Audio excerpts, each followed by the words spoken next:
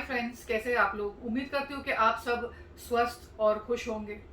तो हाजिर हूँ मैं आपके सामने एक बार फिर मेरा एक नया और अनोखा वीडियो लेके। अनोखा इसलिए क्योंकि आज आप जानेंगे इस वीडियो में दुनिया की सबसे अजीब या अलग या अनोखी बीमारियां या मेडिकल कंडीशंस और उन लोगों के बारे में कि वो किस तरीके से इनसे जूझ रहे हैं। तो लास्ट तक बने रहना ताकि आप ये सारी दिल दहलाने वाली बीमारियों को जान सके और अपने आप का शुक्र अदा कर सके कि आप स्वस्थ हैं।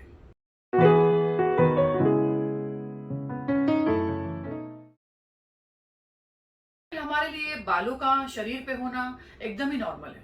अगर ये हमारे शरीर पे ज्यादा हो तो परेशानी है, सर पे अगर कम हो तो परेशानी है। तो बालों का ज्यादा होना औरतों के लिए और सर पे कम होना पुरुषों के लिए, ये बहुत ज्यादा परेशानी की बात है। क्या आप सोच सकते हैं कि मैं आपको एक ऐसी मेडिकल कंडीशन या बीमारी के बारे में बताऊं, या आप यकीन कर सकते हैं कि एक ऐसा इंसान जिसके पूरे बॉडी में इतने सारे बालों का ग्रोथ हो, यानी इतने ज़्यादा बाल हो कि वो एक भेड़िए की शक्ल हो या आपको वो भेड़िए जैसा लगना लगे। तो क्या आप यकीन कर सकते हैं? जी हाँ, आपको यकीन करना ही होगा, बिकॉज ये एक सबसे ज़्यादा रेयर या कम पाई हुई 100 में से एक इंसान को पाई हुई बीमारी है, जिसे वेयरवुल्फ सिंड्रोम कहते हैं। ये वेयरवुल्फ सिंड्रोम जो है, ये कहीं हमारे बचपन की हॉरर मूवीज जो हम देखते हैं, आपको ऐसा तो नहीं लग रहा कि मैं कहीं उसके बारे में बता रही हूँ? जी नहीं, ये हॉरर मूवीज में नहीं है। ये बेसिकली ओरिजिनली पाया गया है। इसे हाइपरट्राइकोसिस भी कहते हैं। ये एक बेसिकली मेडिकल कंडीशन है और ये जेनेटिक होता है, यानी ये पैदाइशी होता है और ये माँ बाप या पेरेंट से ये जीन्स में बच्चे के या इंसान के बॉडी में आ जाता है। वेयरवुल्फ सिंड्रोम की एक सबसे अच्छी बात यह है कि जानलेवा नहीं है और ये हमें किसी से लग नहीं सकती, यानी ये नॉन कंटेजियस बीमारी है। ये मेल और फीमेल दोनों को इक्वली पाई गई है और ये पैदाइशी से होता है। जैसे ही बच्चा बॉर्न होता है तो हम कोई ना कोई एरिया में या कोई ना कोई पैच ऐसा देखेंगे जहाँ पे बहुत ज़्यादा बाल का ग्रोथ हो, और जैसे जैसे एज बढ़ती है तो ये बाल का लेंथ और घनापन बढ़ता रहता है। इसका कोई भी टेस्ट नहीं है कि हम कोई मेडिकल टेस्ट कर ले या कोई ब्लड टेस्ट कर ले या कोई ऐसी चीज़ ब्लड से या कोई बॉडी के एक ऐसे हिस्से से हम जान ले कि इसका कोई इलाज हो पाए। इस बीमारी को लेके लोगों के दिमाग में काफ़ी सारे अंधविश्वास भी हैं। कोई कहते हैं कि किसी ने भेड़िए को अगर स्क्रैच कर लिया या किसी ने भेड़िए को काट लिया या भेड़िए के चलते हुए या पैरों के निशान पे अगर बच्चा चल के चला गया छोटी उम्र में, या माँ अगर गर्भवत हो तो चली गई, तो बच्चे को इसके लक्षण आने के चांसेस हैं। बट इसका कोई फिक्स रीज़न अभी तक पता नहीं चला गया है और ये इसका ट्रीटमेंट भी नहीं है।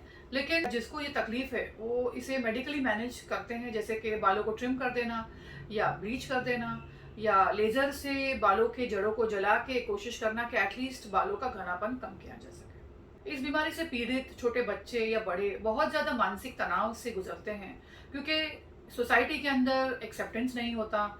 ये हमारी तरह एकदम ही नॉर्मल होते हैं, जैसे खाना पीना खेलना, लेकिन सिर्फ क्योंकि उनके बॉडी पे इतने सारे बाल होते हैं और अजीब या अलग लगते हैं, तो थोड़ा एक्सेप्ट करना या सोसाइटी के अंदर नॉर्मली पेश आना डिफिकल्ट होता है। तो जानते हैं दूसरे मेडिकल कंडीशन के बारे में।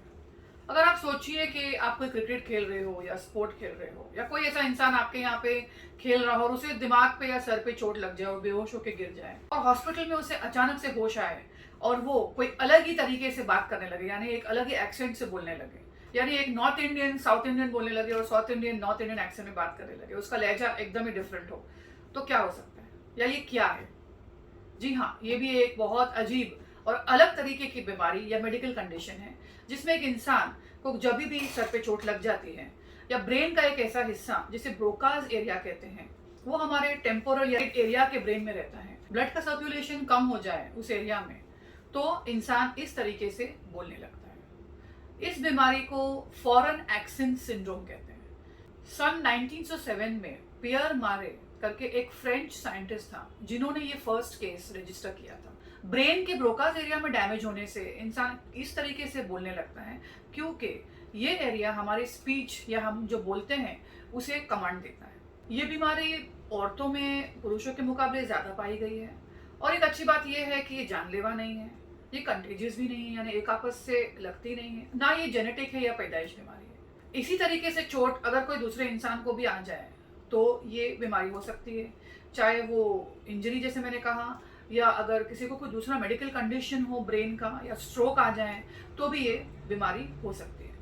इसमें बेसिकली होता ऐसा है कि क्योंकि ब्रेन का एरिया जो हमें स्पीच के लिए हमें कमांड करता है उस पर डैमेज होने की वजह से इंसान का प्रोनाउंसिएशन यानी बोलने का लहजा या कोई कोई वर्ड्स या कोई कोई चीज़ें वो इस तरीके से बोलता है कि ऐसे समझ में आता है कि वो नॉर्मल लैंग्वेज नहीं है और वो एक फॉरेन या कोई अलग तरीके की लैंग्वेज है, क्योंकि उसकी ज़बान और उसका जॉ यानी नीचे का जो जबड़ा होता है उसके ऊपर पावर और बोलने का स्ट्रेंथ कम हो जाती है ब्रेन के डैमेज की वजह से। ये बीमारी ठीक भी हो सकती है, किसी किसी को सिवियरिटी बढ़ भी जाती है या कभी पूरी ज़िंदगी नहीं भी ठीक होती है। इसे अगर हमें डायग्नोस करना हो या पता चलना हो कि ये क्या है, ऑफ कोर्स अगर एक सीटी स्कैन ब्रेन का करें या ईईजी रिपोर्ट निकाले तो पता चल जाएगा कि ब्रेन का ये पर्टिकुलर हिस्से को इंजरी होने की वजह से इस तरीके से पेशेंट बोल रहा है। बहुत बार ये भी माना गया है कि काफ़ी लोग इस तरीके से इसीलिए बिहेव करते ताकि वो लोगों की भाव या संभावना या सिंपैथी कर सके, तो भी लोग इस तरीके से बात करते हैं। इसके ट्रीटमेंट में स्पीच थेरेपी की जाती है, जहाँ पे थेरेपिस्ट पेशेंट को बैठ के अलग अलग वर्ड्स को किस तरीके से प्रोनाउंस करना है उसकी ट्रेनिंग देता है, या मेंटली काउंसलिंग की जाती है, पेशेंट को अपलिफ्ट किया जाता है मेंटली ट्रॉमा या मार के बाद, और जितना हो सके पेशेंट को रेस्ट और रिलैक्स किया जाता है। तो बढ़ते हैं तीसरी बीमारी की ओर। सोचिए कि अगर आप कार ड्राइव कर रहे हैं, अचानक आपको ट्रैफिक पुलिस ने रोक दिया और आपके आगे उसने अल्कोहल मीटर लगा के आपको बोला कि चलो आप दिखाइए कि आपने अल्कोहल पिया है कि नहीं, और अगर आपने बिल्कुल भी अल्कोहल को छुआ ही नहीं हो और उसमें अगर पॉजिटिव आ जाए तो आप क्या करेंगे? ये कैसी बीमारी है? ये कैसी अनोखी बीमारी है कि एक इंसान ने ना अल्कोहल को देखा है, ना कभी छुआ है, ना पिया है, और एक पॉजिटिव टेस्ट अगर आ रहा है तो आप क्या करेंगे? तो ये एक सबसे ज्यादा अनोखी और वियर्ड बीमारी है जिसे ऑटो ब्रूवेरी सिंड्रोम या गट फर्मेंटेशन सिंड्रोम कहते हैं। इस बीमारी में हमारा लिवर बेसिकली कार्बोहाइड्रेट फूड या जो भी कार्बोहाइड्रेट प्रोडक्ट्स हम खाते हैं उसे वो हजम नहीं कर पाता, और हमारे गट में यानी हमारे पेट में मौजूद कैंडिडिया फंगस वो और कार्बोहाइड्रेट्स मिलके अल्कोहल यानी इथेनॉल हमारे गट के अंदर प्रोड्यूस करते हैं। तो पाया गया है कि काफ़ी लोग इस बीमारी से जूझते वक्त हमेशा अपने आप को नींद में या नशे में महसूस करते हैं। यानी अगर उन्होंने कोई भी हाई कार्बोहाइड्रेट डाइट या ऐसा कोई फूड जिसमें कार्ब्स है वो खा लिया तो उन्हें नींद आना या चक्कर आना, सर दर्द होना या नशे में होना या एक ओरिएंटेशन नॉर्मल नहीं होना, ये चीज़ वो महसूस करते हैं। सन 2014 में एक लेडी ट्रक ड्राइवर ने न्यूयॉर्क के हाईवे में चलाते वक्त एक ट्रक का एक्सीडेंट कर दिया था और ब्रेथ एनालाइजर में उन्हें अल्कोहल पॉजिटिव पाया गया था। अल्कोहल का कॉन्सेंट्रेशन उनके ब्लड में बहुत ज़्यादा था, जबकि उन्होंने ना अल्कोहल छुआ था ना अल्कोहल को देखा था।